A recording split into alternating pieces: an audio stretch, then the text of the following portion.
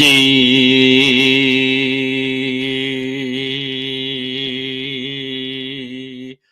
converted man is here. My webcam is kind of blurry. It's time to get a new one. Alright, so the logic God. So I'm going to talk about an idea that I had well, yesterday or earlier today, whatever. And why I think it is interesting or matters at all to talk about or explore. And yeah, that there you go. That's what I'm going to do. So the sum total nature of reality. Yeah. The true essence of what makes reality even possible in the first place. Um some would say is unknown or unknowable. They could be right, but I'm going to suggest that actually there is a rule, a law, or however you want to label it, that must be in place for reality to work at all. And that is law of non-contradiction. In other words, no paradox allowed. Um, and that's the rule, that's the law, that's the thing that governs all of reality, no matter what universe you have or want to posit. uh it doesn't matter. That is absolutely true of all of reality. And so it is not um anything other than a description. And some philosophers like to get into the metaphysics and say, well, this is a non physical thing. No, it's not a non physical thing. It's not a thing at all. It's just, it describes how things work. Um, is it a law of nature like gravity? Perhaps, I guess that would be the closest we could get as far as similarities go, but it doesn't require anything to be, it just is. And so that is an a priori tautology. It must exist, it can't not be. And that's just the way it is. There's no deeper why to it. Why is this way?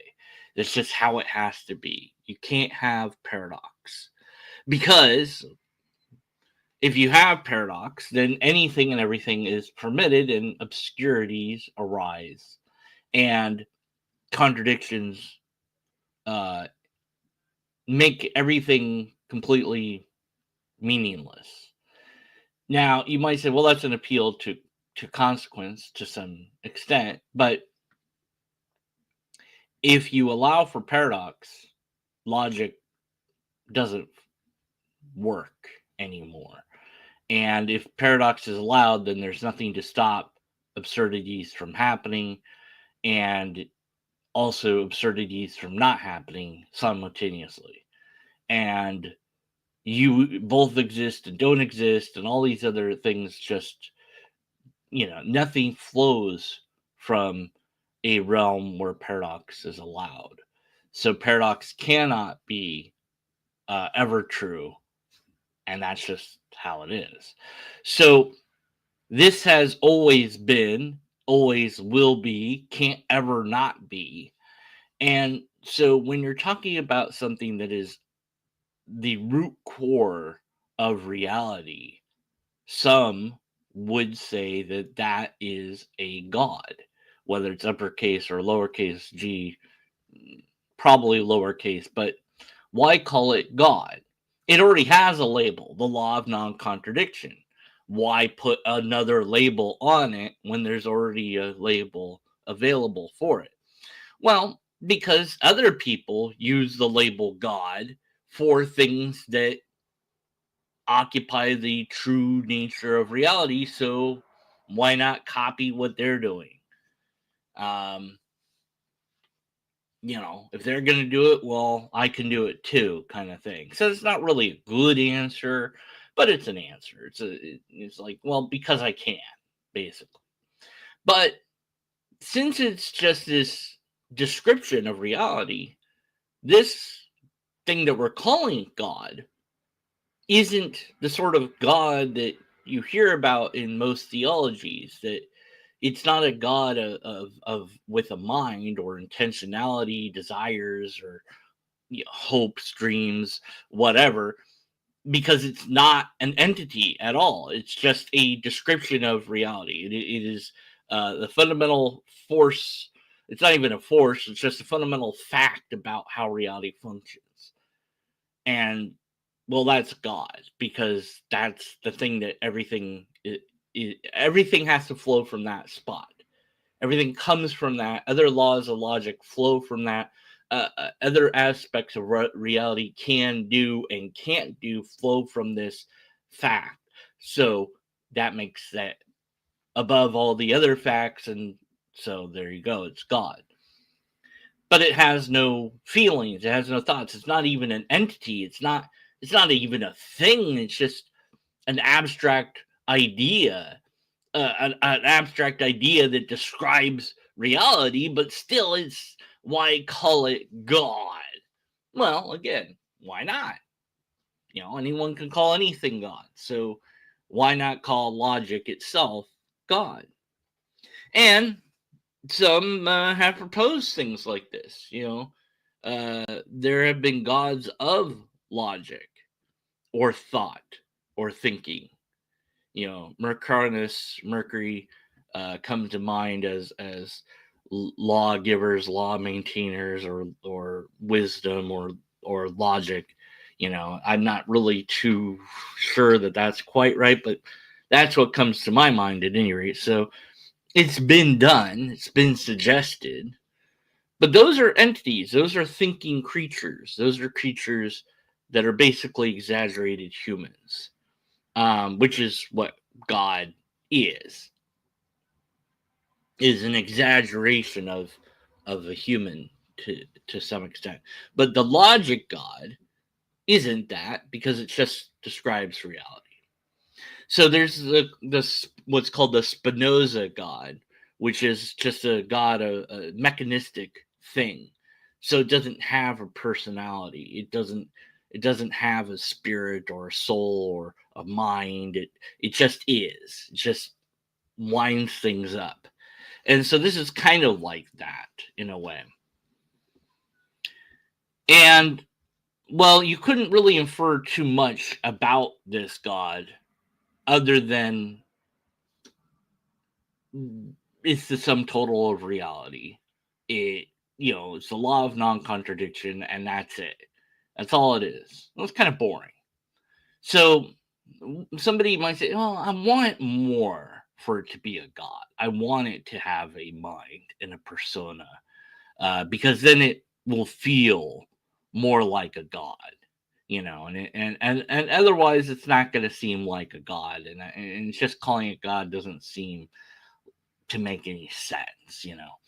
Okay, well, we could pretend, it's just for sake of doing so, it's just for the thought experiment of doing so, to say, okay, fine, we'll give it a personality.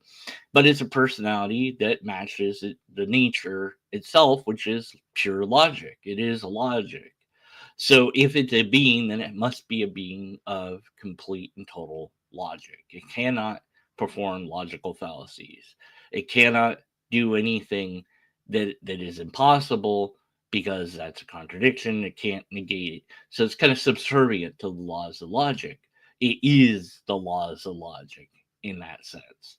Uh, but also the laws of logic are what govern it, and it can't govern them. And so I guess it's subservient to those laws, and you could say, well, it's nature or whatever, but I like the idea that it's subservient. I like that, just because it kind of flies in the face of the idea of God being equal to logic or the same. And it's like, no, I want to put it under logic. And so logic's the true nature of reality, and God is just the thing that embodies it. if you will, or something like that. Doesn't matter. So what could you say about such a being? Okay, well, you could look around and say, well, but there's no proof of this God. Well, okay, then you can draw some conclusions. If it is a God that is pure logic, then what follows from having zero evidence of it is it does not want us to know about it, or doesn't care if we know or don't, and or it doesn't have the ability to let us know.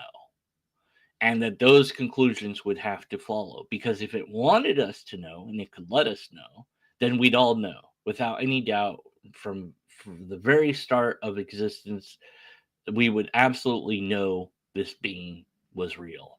No doubt about it at all. Because that would follow logically. If a being wants to have a relationship with you and is able to do so, then it's going to do everything that it can to have a relationship with you. So if you're positive being that has power to do things, abilities, magical abilities, super abilities, you know, outlandish abilities like teleportation, or mind reading, or projection of itself, or whatever, that is able to be everywhere at once, see everyone at once, talk to everybody simultaneously, etc., and has these sort of abilities, and it wants to have a relationship, well, then we would all know about it. Why wouldn't we? Why wouldn't we be able to talk to it like we do anyone else? We'd have a communication with it. We'd absolutely know for sure that it was there. We would interact with it. So a logically coherent God could not want a relationship and not reveal itself to all of us all the time.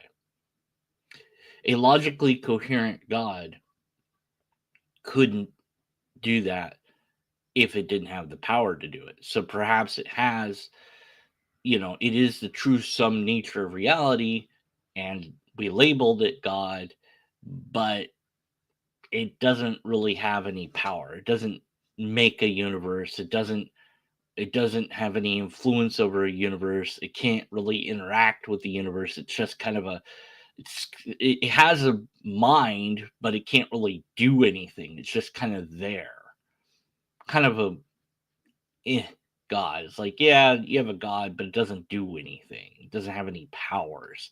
And so again, that's kind of a boring God. We like gods to have powers, magical, supernatural, outlandish, superhuman powers, thought projection, mind reading, teleportation, creation and destruction, manipulation of matter, whatever, however you want to label it, that it can do anything except for the things that can't be done. And so, yeah, that's the kind of God that sounds cool and more interesting than a God that's just there and can't really do anything.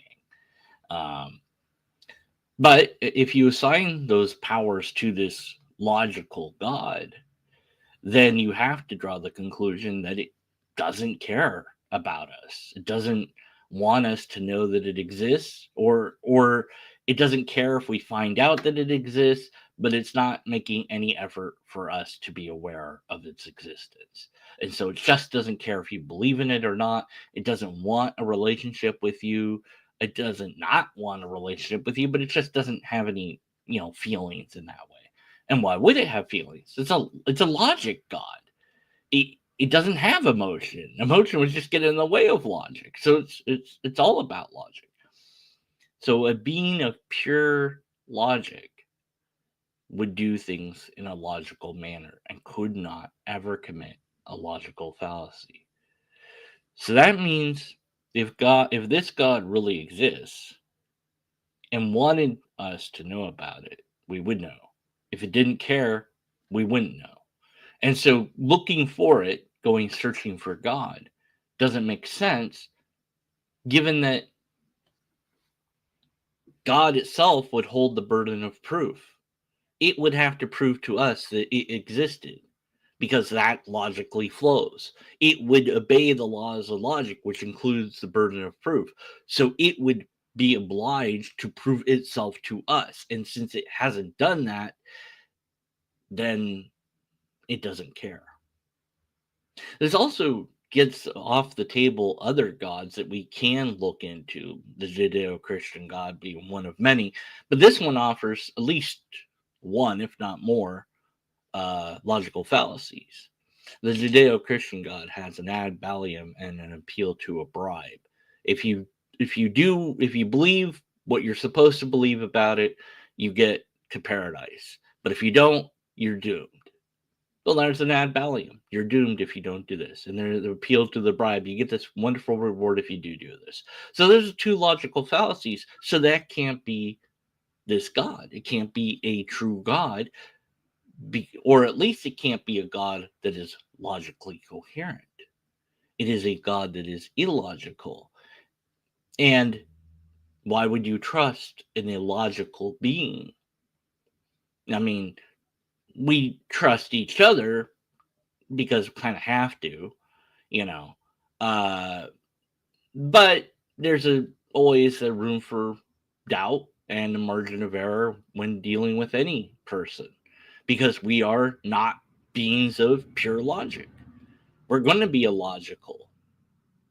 So you can trust somebody, and that trust can be betrayed, and that's going to make you feel feelings about that, of course. And, there's a risk. But a being that is purely logical, there'd be no risk in absolute trust. So the God of the Bible, then, at least the Judeo-Christian one, isn't a being you could trust. Someone says, well, you'll get this, that, and the other thing. It's like, how do I know that? Because you're not trustable. You've committed logical fallacies. You're not a being of logic. Other gods, of course, also. Any god that has any logical fallacies would be one that doesn't qualify as a god anymore. At least not one that's logically coherent. They don't measure up to this conceived notion of the logic God that I'm speaking of.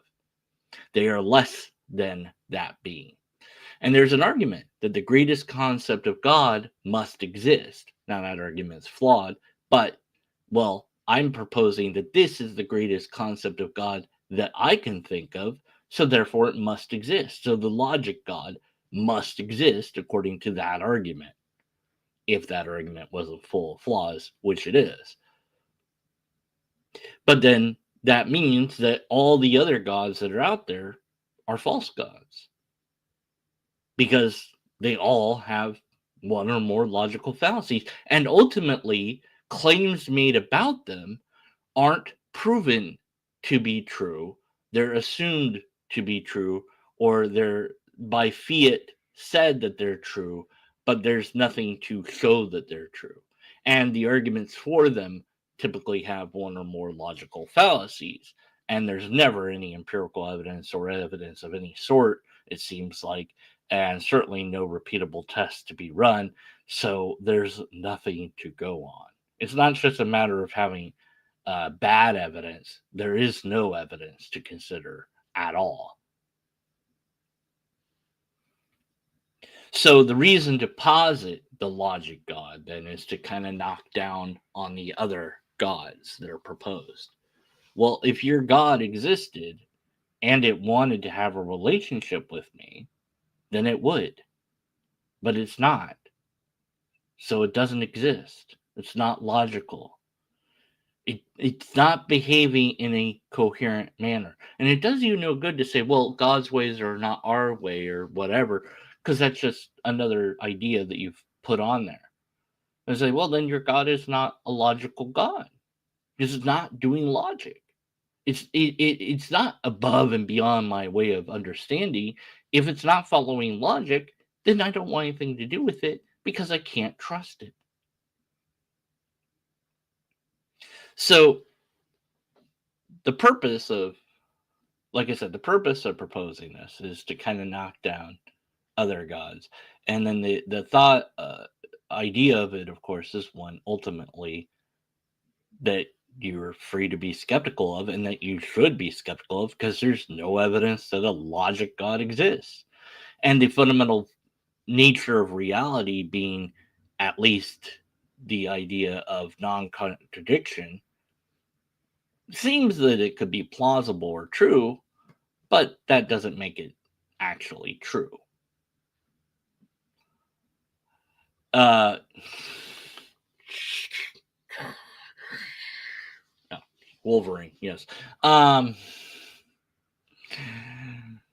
So, okay, bub. Uh,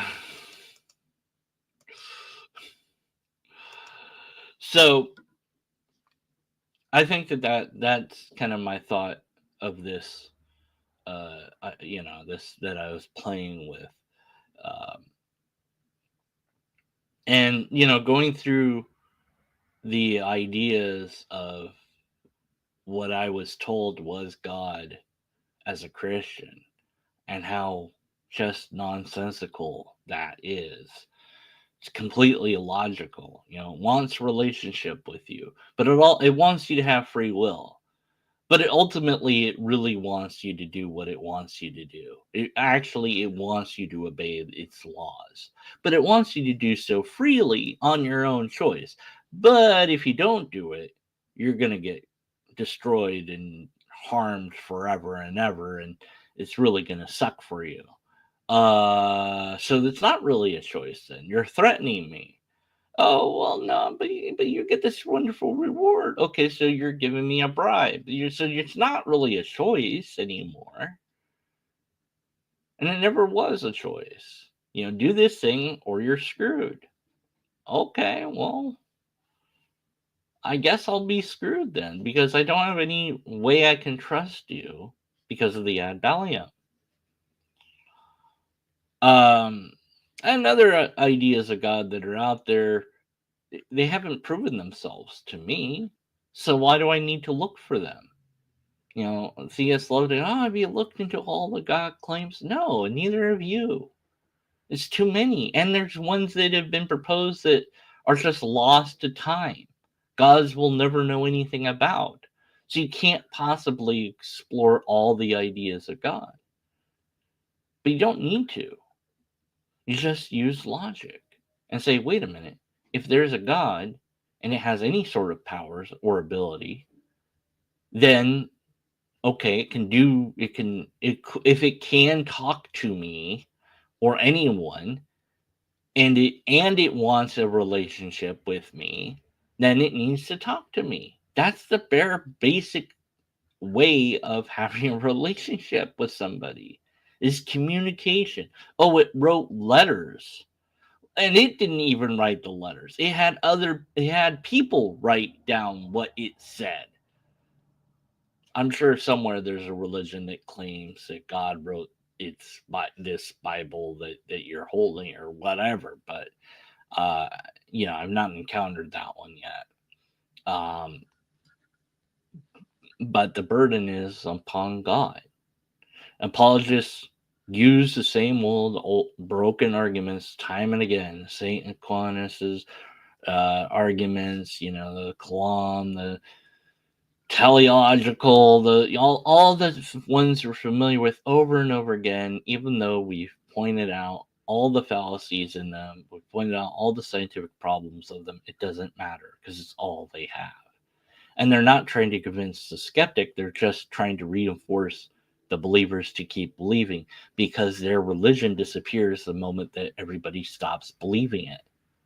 The religion is a false religion, but nobody wants to say that, because then the religion dies. And those that have moved away from that religion know that. They know that it was false.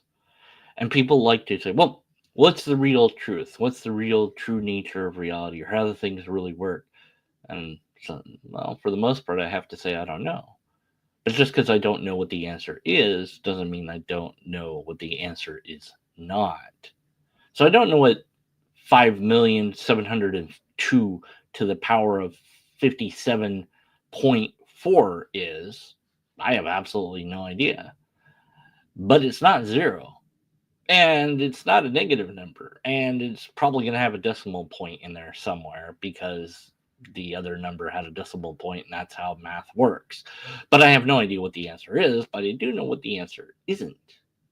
I don't know if it's odd or even either, but again, I know a lot of things about what the answer is not without knowing or needing to know what the answer is.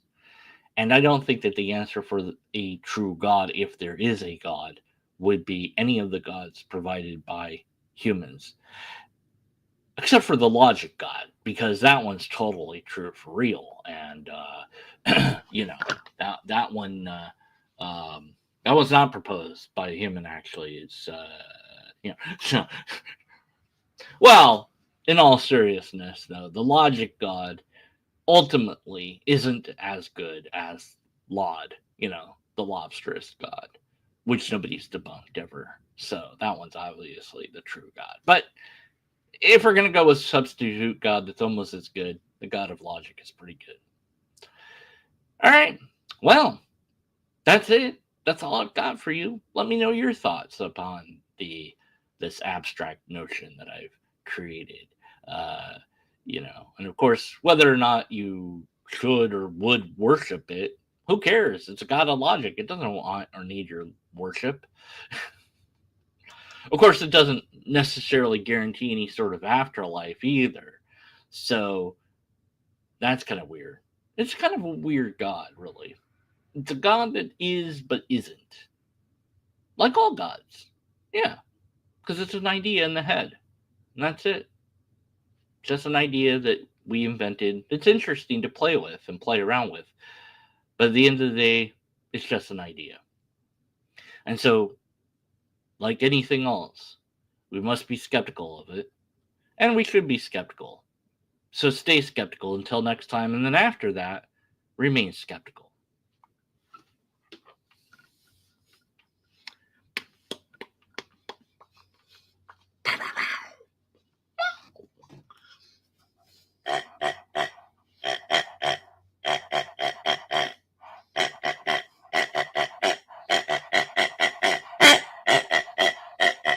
Jingle all the way. Oh, what fun it is to ride on a one-horse open sleigh.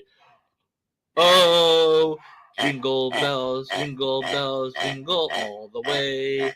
This makes no sense to end a video in this way. Hey, jingle pig all day.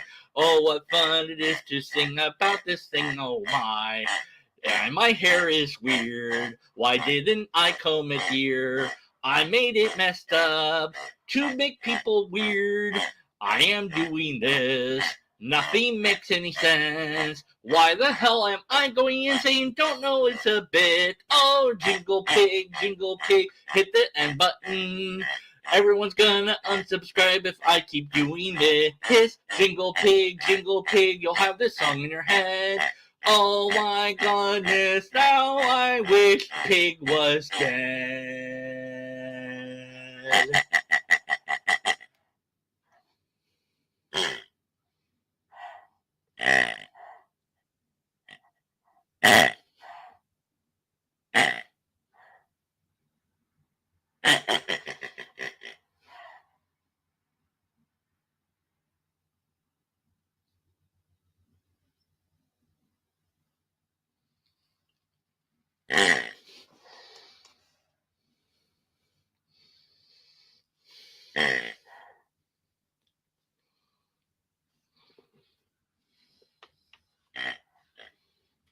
Hello? Yeah, I've got a call. Hold on. Yeah, what's up? End the stream? No, I don't want to.